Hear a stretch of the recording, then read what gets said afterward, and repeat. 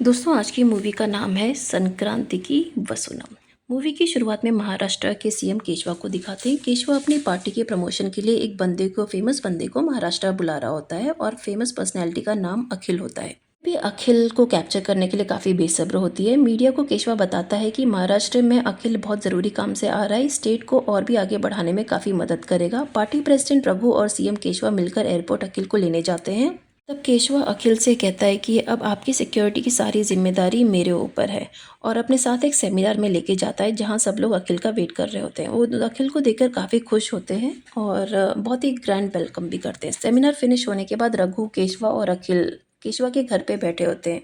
वहाँ बातचीत कर ही रहे होते हैं कि रघु को उसके साले का कॉल आता है और वो कहता है कि जीजा जी मुझे आप अखिल से एक मीटिंग करवा दीजिए, मैं उसके साथ एक डील क्रैक करना चाहता हूँ। अभी रघु अपने साले को मना नहीं कर पाता क्योंकि भाई वो बीवी का भाई है, मना कैसे कर सकते हैं। रघु अखिल को अपने साथ अपने फार्म हाउस लेके जाता है। अखिल के जाने से पहले केशवा इंस्पेक्टर मीनाक्षी और कुछ और दूसरे पुलिस वालों को अखिल की सिक्योरिटी के लिए तैनात कर देता है। रात के समय जब रघु अपने हाथों से बनाया खाना अखिल को खिला रहा होता है तभी मीनाक्षी फार्म हाउस के बाहर गार्ड कर रही होती है। जैसे ही रघु पीछे मुड़ता है तभी वहां पे कुछ गुंडे हमला कर देते हैं और अखिल को किडनैप करके ले जाते हैं। मीनाक्षी और उसके ऑफिसर्स भी उसे रोक नहीं पाते हैं। अगले दिन केशवा रघु से बहुत ही गुस्सा करता है कि उसके जिद के कारण ही अखिल का किडनैप हो गया है और केशवा बोलता है कि अखिल की किडनैपिंग की बात अगर किसी को बाहर पता चली तो उसके सीएम की कुर्सी भी जा सकती है। तभी केशवा को बिजू नाम के गुंडे का कॉल आता है और वो अखिल से का किडनैपिंग का सब जिम्मेदारी उठाता है और बोलता है कि अगर आप अखिल की जान बचाना चाहते हो तो मेरे बड़े भाई भूपा पांडे को सेंट्रल जेल से आज़ाद करना होगा। तब मीनाक्षी को पता लगाती है कि बिजू और भूपा बहुत ही खतरनाक गैंगस्टर है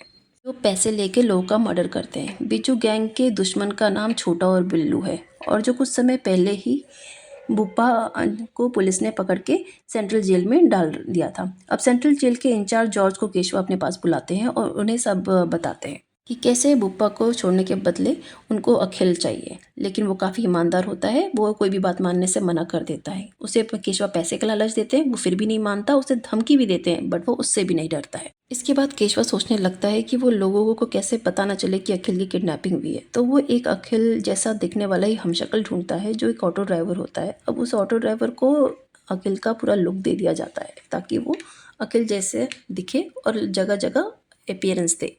अब हम देखते हैं कि केशवा कमिश्नर को पूछता है कि ऐसा कोई ऑफिसर नहीं है जो बिज्जू के पास जाकर उसे मार के अखिल को वापस ले आए। तब कमिश्नर बताते हैं कि इंस्पेक्टर राजू के बारे में। राजू बहुत ही निडर इंस्पेक्टर था, गुंडे भी उससे काफ़ी कांपते थे, लेकिन डिपार्टमेंट में लोग उससे जलने लगे और उसकी सफलता देख के उसको किसी झूठे केस में फंसा दिया और सस्पेंड कर दिया और इससे परेशान होकर वो नौकरी छोड़ के चला गया। तभी मीनाक्षी बोलती है कि राजू उसका एक्स बॉयफ्रेंड है और वो उसे ढूंढ के लेके आएगी। तभी हम पास्ट में देखते हैं कि जब राजू सस्पेंड हुआ था तब वो मीनाक्षी को भी बोलता है कि तुम यहाँ पे भी सर्वाइव नहीं कर पाओगी, तुम भी ये नौकरी छोड़ दो और मेरे साथ चलो, हम कोई और नौकरी कर लेंगे। लेकिन मीनाक्षी मना करती है, वो बोलती है पुलिस की नौकरी उसका सपना था, वो कभी भी इसे नहीं छोड़ेगी। ऐसे राजू और मीनाक्षी का ब्रेकअप हो गया और जाते वक्त राजू मीनाक्षी को बोलता है कि मैं हमेशा तुम्हारा इंतजार करूंगा और तुम्हारी जगह मेरी जिंदगी में कोई नहीं ले सकता। एट प्रेजेंट में राजू को दिखाते हैं जिसकी शादी बहुत पहले ही हो चुकी है भाग्य नाम की लड़की से और उन दोनों के 4 बच्चे भी हैं। राजू और भाग्य एक दूसरे से बहुत ही प्यार करते हैं और हम देखते हैं कि राजू अपने चारों बच्चों के साथ भरतनाट्यम देखने के लिए भाग्य का भरतनाट्यम देखने के लिए थिएटर लेके जाता है। तभी हमें पता चलता है कि पास्ट में राजू जब अपने जॉब से सस्पेंड होकर ट्रेन से जा रहा था तभी राजू को भाग्य ट्रेन में ही दिखी और पहली नज़र में उसे प्यार हो गया और वही ट्रेन में ही भाग्य को भी राजू भी पसंद आ गया और वही ट्रेन में राजू भाग्य के पापा को बोलता है कि मेरा ज़िंदगी में कोई नहीं है, मैं आपकी बेटी को हमेशा खुश रखूंगा, तो आप प्लीज़ मेरी शादी इसके साथ करा दीजिए। भाग्य के पापा मान जाते हैं और उन दोनों की शादी करा देते हैं। राजू भाग्य के परिवार के साथ ही रहता है और एट प्रेजेंट दिखाते हैं कि भाग्य भरतनाट्यम बहुत अच्छा करती है और उसे प्राइज़ मिलता है। डांस खत्म होते ही इमोशनल स्पीच भी देती है जिसमें वो बोलती है कि मेरा डांस का सपना बहुत ही पहले से था लेकिन मेरे पति की वजह से ही ये पूरा हो चुका है। पर भाग्य के पापा तो ये सुन के बिल्कुल खुश नहीं होते क्योंकि डांस का सारा खर्चा तो उन्होंने ही दिया है और सारा क्रेडिट उसके पति राजू को। वो डिसाइड करते हैं कि राजू और भाग्य को अब साथ नहीं सोने देंगे बिकॉज राजू तो कोई काम करता नहीं, शादी के 6 साल में उसने 4 बच्चे कर लिए और राजू और उसके बच्चों का सारा खर्चा उन्हें ही देखना पड़ता है। इधर राजू रात को भाग्य से मिलने के लिए तड़प रहा होता है पर राजू के पिता अपनी पूरी नज़र राजू पर गड़ाए रहते हैं। उनके घर के बाकी दामाद राजू को छुड़ाने के लिए अपनी अपनी पत्नियों के साथ कमरे में सोने चले जाते हैं। राजू को बहुत गुस्सा आता है, लेकिन वो कर भी क्या सकता था। भाग्य के पिता अपने साथ उसी सुला लेते हैं उसे। उन्होंने राजू को के डर से अपने घर के सारे गेट बंद कर दिए थे, ताकि राजू कहीं घर से बाहर भी ना जा सके। जब भाग्य के पिता गहरी नींद में सो जाते हैं, तो राजू भाग्य के पास जाके उसे जगाकर बोलता है, चलो घर के बाहर चलते हैं। तब भाग्य बताती है कि घर में तो लॉक लग गया है हर गेट पे। राजू हीरो बनते अपने घर की खिड़की एक तोड़ देता है, और वहाँ से वो और भाग्य बाहर निकल जाते हैं और गांव में घूम घूम के डांस करने लगते हैं और रोमांस करने लगते हैं। अगली सुबह गांव वाले सब लोग राजू के घर जमा होते हैं और भाग्य के पापा के पास कंप्लेन करते हैं कि रात भर आपके बेटे बेटियों ने हम लोग को सोने नहीं दिया, इतना चिल्ला चिल्ला के गाना गा रहे थे। भाग्य के पिता तो बोलते हैं, रात को तो राजू तो मेरे साथ सो रहा था, वो कब घर से बाहर निकला। तभी उनकी नज़र टूटी हुई खिड़की पे पड़ती है और वो हैरान रह जाते हैं राजू के कारनामे देख के, और राजू को कहते हैं कि तुम कभी ज़िंदगी में नहीं सुधरोगे। लेकिन राजू का बड़ा बेटा, जो कि 5 साल का था, वो अपने पापा का पूरा साइड लेता है और गाँव वालों को तोतली आवाज़ में डांटता है और बोलता है कि मेरे पापा मेरी मम्मी से प्यार करते हैं तो तुम लोग जलते क्यों हो, और बहुत ही खरी खोटी गाँव वालों को सुनाता है। इतने छोटे बच्चे से उल्टा सीधा सुन के गाँव वाले तो जल ही जाते हैं और वहाँ से चले जाते हैं। दूसरी तरफ हम केशवा को देखते हैं, जो रिक्शा वाले को नकली अखिल बनाकर मीडिया के सामने लेकर आता है और बोलता है कि अखिल सर की तबीयत खराब है, वो कुछ बात नहीं कर पाएंगे और कुछ दिनों तक घर से निकलेंगे भी नहीं, ऑफिस मीटिंग भी नहीं करेंगे, वो घर पे ही रह के आराम करेंगे। इसके बाद मीनाक्षी केशवा को बताती है कि उन्हें राजू का लोकेशन मिल गया है, वो जल्दी ही वहाँ जाकर राजू को अपने साथ लेकर आएगी और फिर वो उन लोग जा सकते हैं अखिल को छुड़ाने के लिए। उधर भाग्य के पिता राजू को 5 लाख रुपए देकर एक कॉन्ट्रैक्टर को देने के लिए भेज। राजू उनकी बात मानकर कॉन्ट्रैक्टर के पास पैसे देने जाता है, लेकिन रास्ते में उसे अपने पुराने टीचर स्वामी जी मिलते हैं, जिनको देख के वो काफ़ी खुश होता है। लेकिन स्वामी जी ना बहुत ही दुखी दिख रहे होते हैं। ये स्वामी जी बचपन में राजू के टीचर रहे होते हैं और बचपन में एक बार राजू चीटिंग कर रहा होता है स्कूल में, लेकिन स्वामी जी उसे देखते हैं लेकिन कुछ बोलते नहीं है। तो राजू तो हैरान में पड़ जाता है और शाम को स्वामी जी के पास मिलने जाता है और पूछता है कि मैं तो चीटिंग कर रहा था सर, आपने मुझे डांटा क्यों नहीं और रोका भी नहीं। स्वामी जी बोलते हैं, बेटा मैं चिल्ला के क्या ही करूँगा, जो चीटिंग करते हैं उसे ज़िंदगी से हमेशा हार मिलती है और वो कभी भी ज़िंदगी में खुश नहीं रह पाते। अखिल का जब रिज़ल्ट आ राजू का जब रिज़ल्ट आता है तो उसने टॉप किया होता है, और ये रिज़ल्ट देख के उसे ज़रा सी भी खुशी नहीं होती है, क्योंकि उसे पता होता है कि ये उसकी मेहनत के नंबर नहीं है। तो वो डिसाइड करता है कि आज के बाद वो कभी चीटिंग नहीं करेगा और मेहनत से फर्स्ट आएगा। ये मोड़ पे स्वामी जी ने उसकी ज़िंदगी बदल दी होती है। फिर एट प्रेजेंट राजू जब स्वामी जी से मिलता है, उनका दुख का हाल वाल पूछता है और चुपके से उनके बैग में 5 लाख रुपए डाल देता है, और फिर वो अपने घर आ जाता है और भाग्य के पापा को बोल देता है कि 5 लाख रुपए कहीं पे गिर गए। घर का दामाद होने के कारण भाग्य के पापा उसे कुछ बोल भी नहीं पाते हैं। जिसके बाद अगले दिन उनके घर में एक फंक्शन हो रहा होता है, और इधर घर में बड़े दामाद महेश को दिखाते हैं, जो किसी दूसरी लड़की के साथ मैसेज कर रहा होता है, और उसकी पत्नी ये करते हुए उसे देख लेती है और रंगे हाथों वो पकड़ा जाता है। तभी राजू जानबूझकर महेश की पत्नी को काफ़ी भड़काता है और सबको कहता है कि मैंने आज तक भाग्य के अलावा कभी किसी लड़की की तरफ आंख उठा के भी नहीं देखा और ना ही कभी उसे धोखा दिया है ज़िंदगी में। तभी उसी समय राजू के घर पे आ जाती है मीनाक्षी, और मीनाक्षी को देखते ही तो राजू की तो हालत टाइट हो जाती है। मीनाक्षी भी काफ़ी हैरान होती है, राजू की शादी हो चुकी है और उसके 4 बच्चे भी हैं। उसने तो वादा किया था कि वो तो पूरी ज़िंदगी उसका इंतज़ार करेगा, फिर ये क्या चल रहा है। तब मीनाक्षी सभी को बताती है कि बहुत साल पहले राजू और वो रिलेशनशिप में थे, और ये सुनकर भाग्य तो काफ़ी दुखी हो जाती है, वो तो राजू पे चिल्लाने लग जाती है। राजू बताता है कि पुलिस ट्रेनिंग के दौरान वो दोनों मिले थे और उन दोनों में प्यार हो गया था, वो शादी भी करने वाले थे लेकिन ब्रेकअप हो गया, तो वो दोनों अपने अपने रास्ते चले गए। तभी मीनाक्षी बताती है कि वो यहाँ पे उसकी मदद के लिए आई है, अखिल को बचाने के लिए सीएम से उनकी बात करवाती है, और राजू मान जाता है मीनाक्षी के साथ जाने के लिए। लेकिन भाग्य नहीं मानती, उसका मन नहीं मानता होता है अपने पति को अकेले उसकी एक्स गर्लफ्रेंड के साथ भेजने के लिए। तब केशवा कैसे तैसे भाग्य को मनवाता है, वीडियो कॉल पे हाथ जोड़ता है, पैर पड़ता है, तो वो मान जाती है, लेकिन एक शर्त में कि वो भी जाएगी अपने पति के साथ। अब मीनाक्षी सबको लेकर सीएम केशवा के पास पहुंचती है। दूसरी तरफ हम देखते हैं कि बिज्जू जो कि बिल्लू पर हमला कर देता है, जो कि दूसरा गैंग का लीडर होता है, और इस लड़ाई में बिल्लू की जान भी चली जाती है। केशवा राजू को बहुत ही मोटिवेट करता है कि तुम अखिल को बचा सकते हो, तुम बहुत जाबाज हीरो हो। तभी जोश जोश में राजू उसे सल्यूट कर देता है, और इस सैल्यूट से उसकी कमर में मोच आ जाती है। ये देख के तो केशवा की तो उम्मीद पर पानी फिर जाता है। तब डॉक्टर बुलाया जाता है और उसका चेकअप होता है, और डॉक्टर बताता है कि राजू का शरीर पूरी तरह से मिशन में जाने के लिए तैयार है ही नहीं, वो काफ़ी अनफिट है। सुनकर तो केशवा और भी टेंशन में आ जाता है और उसे बिज्जू का कॉल आता है जो रिमाइंड कर रहा होता है कि मेरे भाई को तुमने जेल से निकलवाया कि नहीं, तुम्हें अखिल चाहिए कि नहीं। अब राजू कुछ प्लानिंग करता है। अगले दिन जेल में भूपा पर उसके दूसरे दोस्त कैदी हमला कर देते हैं और ये सारी प्लानिंग सीएम ने करवाई होती है। अब भूपा को हॉस्पिटल ले जाया जाता है पुलिस सिक्योरिटी में, जहाँ उसका ऑपरेशन थिएटर में लेके जाया जाता है उसका ऑपरेशन करने के लिए। वहाँ राजू मिल जाता है भूपा को और उसको बोलता है कि मैं आपको बचाने आया हूँ, मेरे साथ कोऑपरेट करो। और जॉर्ज भी रहता है सिक्योरिटी में ताकि भूपा भाग ना जाए।